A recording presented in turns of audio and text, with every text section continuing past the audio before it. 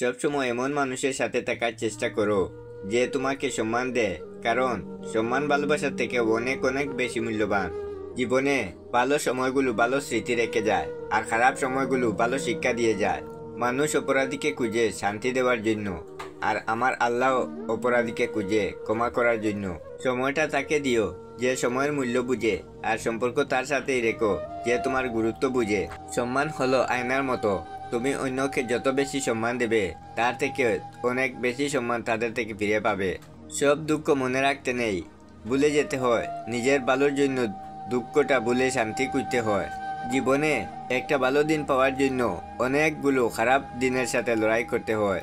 পৃথিবীতে সবচেয়ে ভয়ঙ্কর প্রাণী হচ্ছে মানুষ। এরা নিজেদের স্বার্থে সব কিছু করতে পারে। মিথ্যা তখনই জিতে যায় যখন সত্য বলা মানুষগুলো চুপ করে থাকে।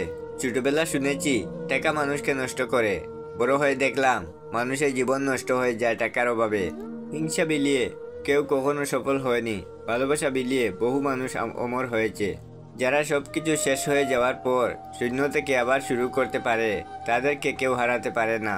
এক জীবনে যেমন সবাইকে চেনা যায় না, তেমনি সামর্থ্য থাকলেও সব জিনিস কেনা যায় না।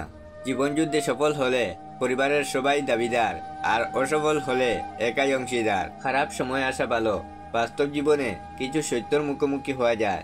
তুমি সুন্দর বলে অন্যকে ঘৃণা করো না, কারণ তুমি যার হাতে সৃষ্টি সেও তার হাতে সৃষ্টি। যে সম্পর্ক অন্যর কথা নষ্ট হয়ে যায় কখনো প্রকৃত সম্পর্ক ছিল না। হোক প্রেম বা বন্ধুত্ব, যে কোনো সম্পর্কের মূল ভিত্তি হলো বিশ্বাস। শত্রুর সাথে লড়াই করে জেতা যায়, কিন্তু ভাগ্যের সাথে লড়াই করা যায় না। ভাগ্য যা আছে তা হবে। জীবন থেকে কিছু হারিয়ে গেলে সেটা নিয়ে আফসোস করো না, এটা জানবে তার পরিবর্তে ভালো কিছু তোমার জন্য অপেক্ষা করে আছে।